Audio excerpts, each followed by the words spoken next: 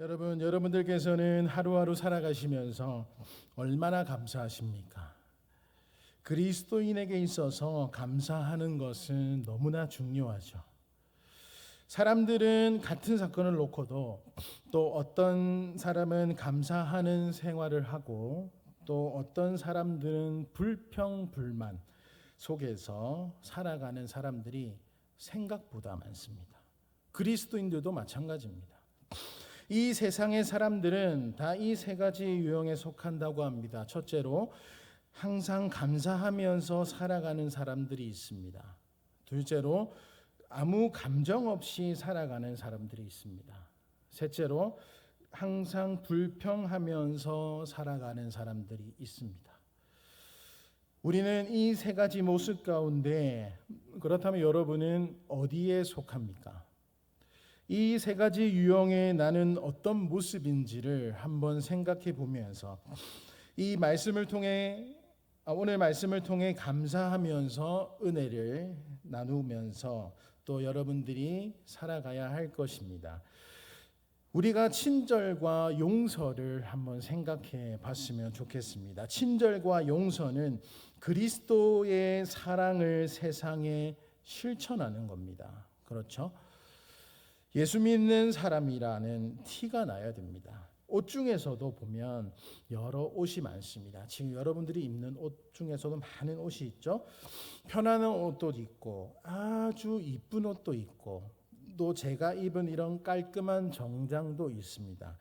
분명 어디를 갈 때는 예의를 갖추어야 됩니다. 그렇다면 오늘 본문에 들어가 보면서 오늘 본문 전체를 종합해 보면 우리 그리스도인과 타인의 관계를 아주 잘 설명해 준다고 볼 수 있겠습니다. 우리 그리스도인은 10절 말씀대로 새 사람을 입은 사람이라고 이야기합니다. 그것을 로마서 6장 4절에 뭐라고 하냐면 새 생명이라고 이야기를 합니다.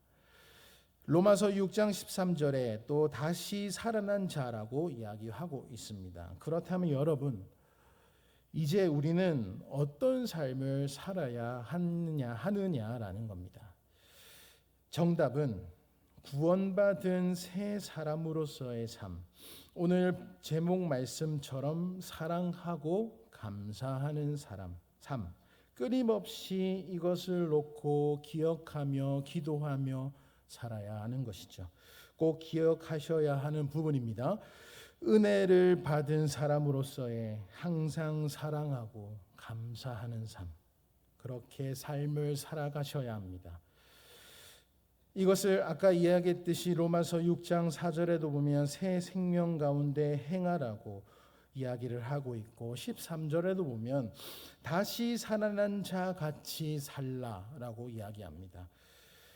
그래서 오늘 본문은 그 삶의 내용을 우리에게 명확하게 가르쳐 주고 있습니다. 먼저 오늘 본문에 보면 우리는 하나님의 은혜를 입은 사람임을 강조하고 있습니다. 여러분, 우리 모두는 하나님의 은혜를 입은 사람들입니다. 그런데 가만히 보니까 그 은혜는 받을 만한 자격이 없는데 하나님께서 우리에게 호의로 베풀어 주신 그런 은혜였습니다. 오늘 본문 끝부분마다 보면 뭐뭐처럼 뭐뭐같이라는 표현들을 유의해서 보시면 좋을 것 같습니다. 12절 봅시다. 12절에 보면 뭐뭐처럼이라는 표현을 쓰고 있어요. 그것은 하나님의 은혜를 입었다라는 뜻을 말합니다. 그럼 그 은혜의 내용은 무엇일까요? 제가 12절 상반절을 읽어보겠습니다. 그러므로 너희는 하나님이 택하사 거룩하고 사랑받는 자처럼. 그렇습니다. 하나님께서 창세전, 쉽게 말해 이 세상 만들어지기 전부터 여러분을 선택하셔서 하나님의 백성으로 삼으시고 부르시기로 작정하셨습니다. 이 자체가 너무나 큰 은혜요. 축복이라는 사실 아닙니까? 우리는 평생을 살아가면서 이것을 잊으시면 안 됩니다. 여러분, 이 사실 하나만으로 우리는 너무나 감사해서 어떻게 보면 하나님을 떠나서는 살아갈 수가 없죠.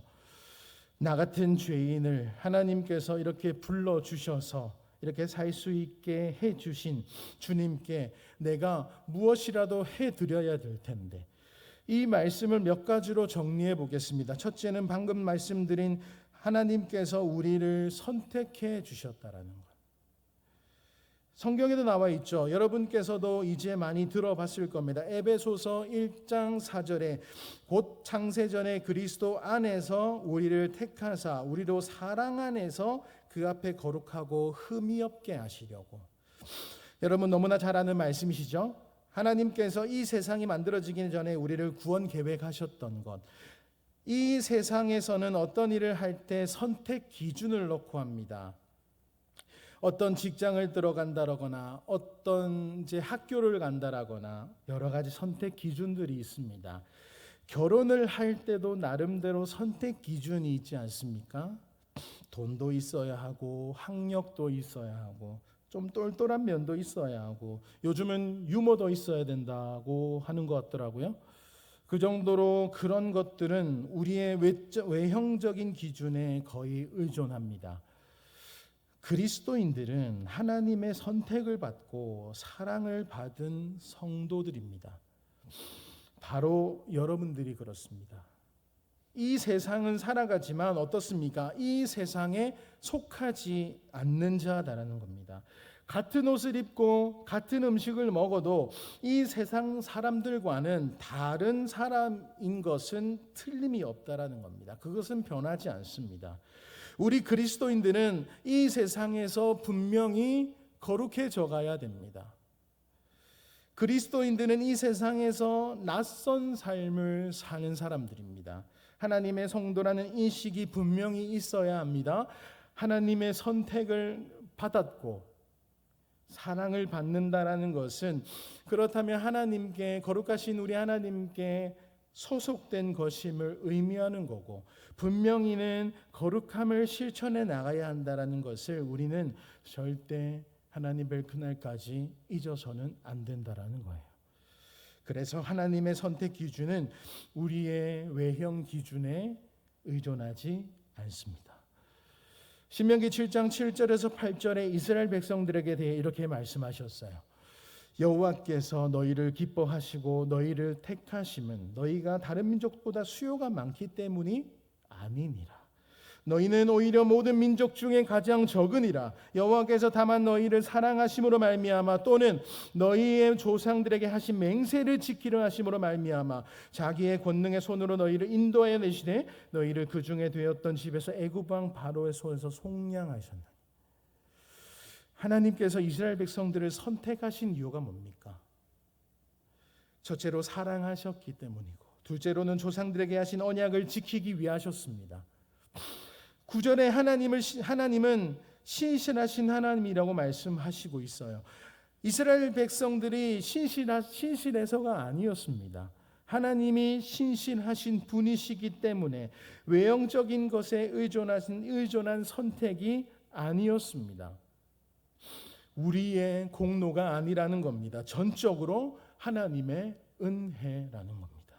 고린도전서 1장 26절과 29절에도 읽어드리겠습니다. 형제들아 너희를 부르심은 보라 육체를 따라 지혜로운 자가 많지 아니하며 능한 자가 많지 아니하며 문벌 좋은 자가 많지 아니하도다. 그러나 하나님께서 세상에 미련한 것들을 택하사 지혜 있는 자를 부끄럽게 하려 하시고 세상에 약한 것들을 택하사 강한 것들을 부끄럽게 하려 하시며 하나님께서는 세상에 천한 것들과 멸시받는 것들과 없는 것들을 택하사 있는 것들을 폐하려 하시나니 이는 아무 육체도 하나님 앞에서 자랑하지 못하게 하려 하십니다. 다시 계속해서 강조드립니다. 하나님께서 우리를 선택하셨다라는 것은 은혜를 베푸셨다라는 것을 의미합니다. 하나님께서 사랑해 주셨음을 의미합니다. 여러분들은 그런 사람이에요. 둘째로 하나님께서 거룩하게 하셨다라고 합니다. 무슨 말입니까? 하나님께서 구별하셨다라는 겁니다. 고린도전서 6장 19절과 20절도 보면 너희의 몸은 너희가 하나님께로부터 받은 바 너희 가운데 계신 성령의 전인 줄을 알지 못하느냐.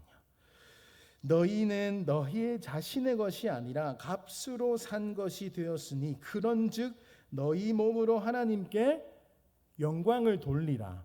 성경에 나와 있습니다. 구별됐다라는 것은 우리 자신이 우리 자신의 것이 아니라는 거예요. 하나님의 겁니다. 그렇다면 어떻게 해야겠습니까? 또 로마서 1장 6절에도 말씀하고 있습니다. 너희도 그들 중에 예수 그리스도의 것으로 부르심을 받은 자라고 말씀하고 있었습니다. 우리를 하나님께서는 그리스도의 것으로 부르셨습니다. 우리는 하나님의 것이요 예수 그리스도의 것, 주님의 나라의 백성이 되었습니다. 그래서 골로새서 1장 13절 말씀대로 그의 사랑의 아들의 나라대로 옮겨진 것이요 라고 합니다. 또 빌립보서 3장 20절 말씀대로 하나님 나라의 시민권을 가지게 된 겁니다. 셋째로 우리를 사랑하신 분이라고 하십니다. 하나님은 사랑이십니다. 이것은 기독교에서 너무나 중요하죠. 하나님께서 서로 사랑하라 말씀하셨습니다. 기독교의 서로라는 단어는 성립된다고 볼 수 있고 그 가치가 있고 또한 너무나 강합니다. 잊지 말아야 되겠습니다. 하나님께서 우리를 너무나 사랑하십니다. 그냥 사랑하시는 정도가 아닙니다. 자기 아들을 내어주신 사랑. 그 사랑이 얼마나 깊고 풍성합니까? 그 깊이, 그 넓이, 그 높이 우리가 다 측량할 수 없습니다. 누가 그 깊고 풍성한 하나님의 사랑을 다 깨달았다고 말할 수 있겠습니까? 하나님께서 우리를 사랑하신다는 것 자체가 하나님의 무엇입니까? 하나님의 은혜입니다. 그 다음 13절에 뭐뭐 같이라는 표현을 통해서 하나님께서 우리에게 입혀주신 은혜가 무엇인지를 가르쳐주고 있습니다. 누가 누구에게 불만이 있거든 서로 용납하여 피차 용서하라. 주께서 너희를 용서하신 것 같이 너희도 그러하고. 예수님께서 너희를 용서하셨다고 하십니다. 어떤 의미입니까? 골로새서 1장 14절에 속량 곧 죄사함을 받았다라고 했는데 바로 우리의 죄를 용서해 주셨다라는 뜻입니다. 이것도 얼마나 큰 은혜이며 깊고 놀라운 은혜입니까? 골로새서 2장 13절에도 보겠습니다. 우리의 모든 죄를 사하시고라고 하십니다. 용서라고 하면 예수님을 생각 안 할 수가 없습니다. 마태복음 26장 28절에도 주님께서 잔을 가지고 뭐라고 하셨습니까? 이것은 죄사함을 얻게 하려고 많은 사람을 위해서 흘리는 바 나의 피 곧 언약의 피니라. 말씀하신 대로 주님의 피 흘림으로 많은 말미암아 우리가 죄사함을 얻었습니다. 우리의 죄사함 받을 수 있는 길은 이 땅에서 예수님을 믿는 길 외에 다른 길은 없습니다. 그 무엇이 우리의 죄를 사함 받을 수 있도록 한단 말입니까? 의의 나라인 하나님 나라에 들어가는 길은 우리가 예수님을 믿고 죄를 회개하는 것, 다시 말해 죄 사함 받아야 하는 것인데 주님의 피 외에 죄 사함을 받을 수 있는 다른 길은 절대 없습니다. 그런데 그 주님을 우리 스스로 믿을 수 있습니까? 아니요, 없습니다. 요한복음 1장 13절 말씀대로 하나님께로부터 난 자만이 믿을 수가 있습니다. 바로 여러분 전적으로 성령님의 역사입니다.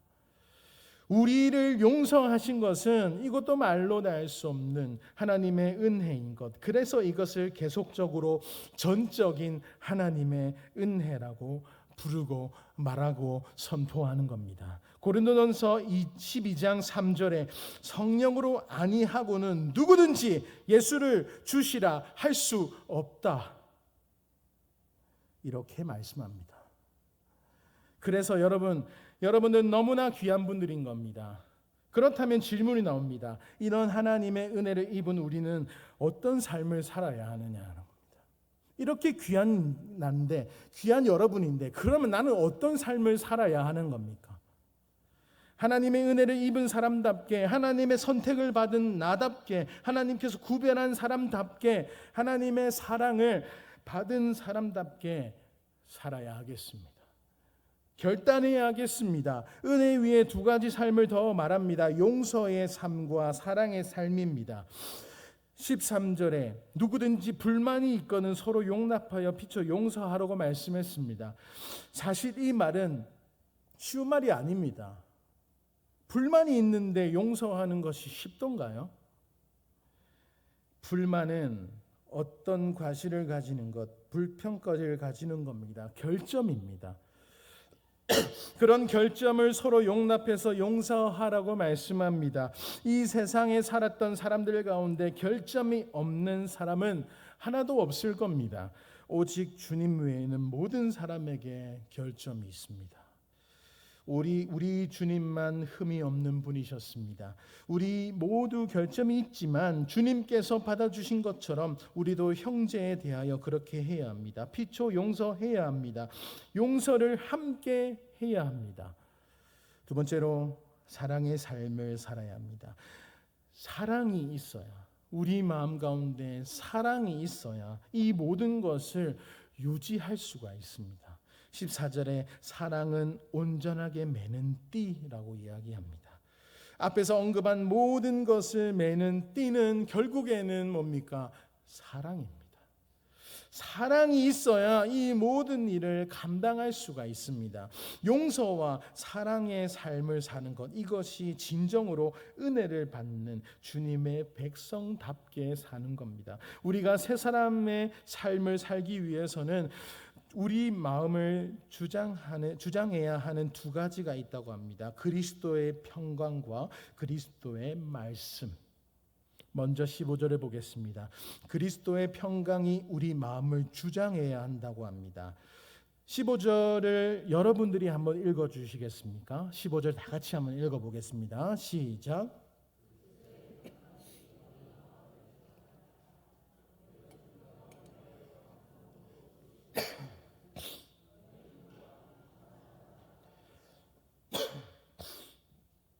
여러분, 중요한 말씀이죠.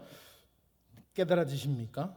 그리스도의 평강, 다시 말해 우리 주님께서 가지셨던 그 평강이 우리 마음을 주장하게 하여 달라고, 주님께서 주신 평강이 우리 마음을 좀 주장하게 해달라고 이렇게 말하고 있습니다. 우리 주님은 평강을 주시기 위해서 이 땅에 오셨습니다.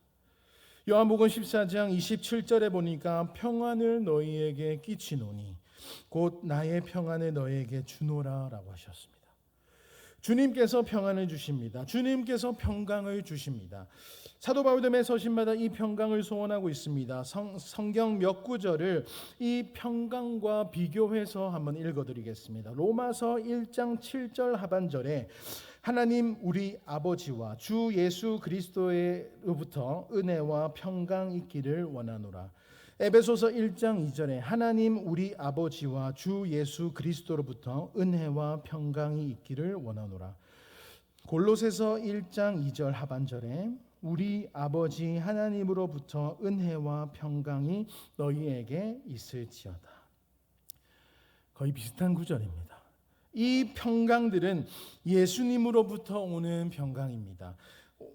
그리스도께서 주시는 평강, 예수님을 떠나서는 누릴 수 없는 그런 평강들, 이 평강이 우리의 마음을 주장하게 해달라고 그렇게 이야기합니다. 주장하다라는 말은 심판관이 된다라는 의미를 가진다고 합니다. 그리스도의 평강이 우리의 마음의 심판관이 되어야 합니다. 어떤 일을 할 때 그리스도께서 주신 평강이 있어야 합니다. 그러기 위해서는 어떻게 해야 되냐면 하나님께 순종하는 삶을 살아야 합니다. 하나님을 떠나서, 다시 말해 예수님을 떠나서는 평강을 누릴 수가 없습니다. 불순종하는 마음에는 그리스도의 평강이 있을 수가 없습니다. 여러분, 또 15절 마지막쯤에 너희는 또한 감사하는 자가 되라 말씀합니다. 우리 그리스도의 이름은 감사하는 자가 되어야 합니다. 감사가 빠지면 절대 안 됩니다. 그러나 이 감사는 언제 나옵니까? 그리스도의 평강이 우리 마음을 주장해야 되겠습니다. 평강 아래 있어야 결국에는 감사하는 삶을 살게 됩니다. 하나님과 바른 관계 가운데 있어야 감사가 나옵니다. 하나님과 평강이 있어야 감사가 나옵니다. 하나님과 관계가 깨어져 버리면 감사하는 삶도 잃어버리게 됩니다. 감사는 그리스도의 평강이 그 마음을 주장하고 있다라는 증거입니다. 그리고 그리스도의 마음이 우리의 삶을 풍성하게 주장한다고 이제 16절과 17절 마지막에 보면 말씀하고 있습니다.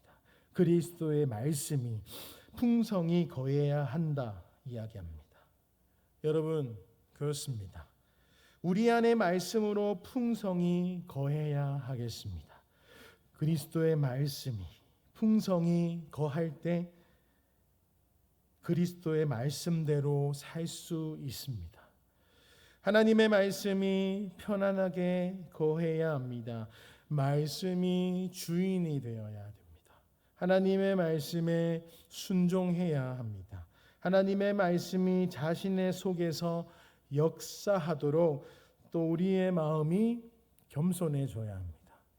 16절 후반부에 보면 시와 찬송과 신령한 노래를 부르며 감사하는 마음으로 하나님을 찬양합니다.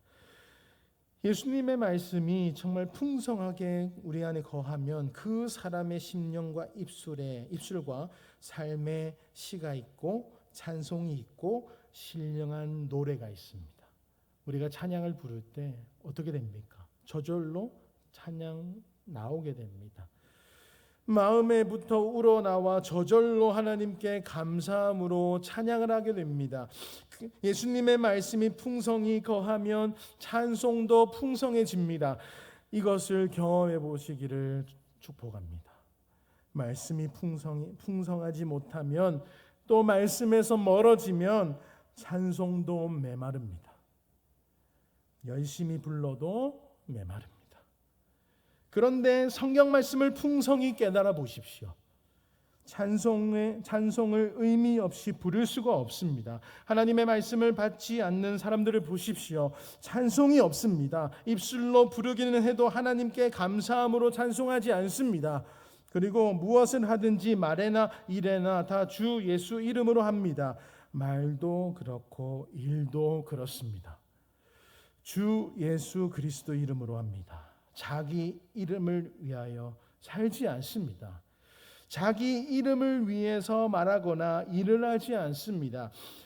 예수님의 말씀이 풍성히 거하면 모든 것을 예수님의 이름으로 합니다. 이름은 그 사람의 자신입니다. 참으로 예수 그리스도의 이름으로 사는 사람은 어떤 말을 하든지 어떤 일을 하든지 주님의 입장에서 생각을 하게 됩니다. 여러분, 주님의 의도에서 합당한 삶을 살아가게 됩니다. 그리스도의 이름에 합당한 삶을 살아간다라는 것입니다. 여러분, 정말 우리 삶에 예수님의 말씀이 풍성히 거할 때 그리스도의 이름도 높아진다라는 겁니다. 모든 삶에서 높이 증언됩니다. 그리고 17절에 보면 그를 힘입어 하나님 아버지께 감사하는 삶을 삽니다. 그는 예수님이십니다. 바로 그 앞에 주 예수 이름을 언급했기 때문에 그리스도의 말씀이 풍성하게 거하면 주님을 힘입어서 살아갑니다. 주님을 힘입고 산다는 증거가 뭡니까? 바로 감사합니다. 감사. 여러분, 감사하는 삶을 살아가시기를 소망합니다. 모든 지혜로 피차 가르치고 권면하는 것, 하나님을 찬송하는 것, 주 예수 그리스도 이름으로 모든 일을 행하는 것, 감사함으로 사는 것, 이 모든 것은 우리의 신앙의 삶에 있어서 핵심적인 겁니다. 이 삶을 위해서 어떻게 해야 합니까? 다시 한번 기억합시다. 그리스도의 말씀이 풍성히 거해야 됩니다. 예수님의 말씀이 풍성하게 거하지 않으면 이런 삶을 살지 못한다고 말씀드렸습니다. 그리스도의 말씀이 풍성하게 거하면 삶도 달라집니다.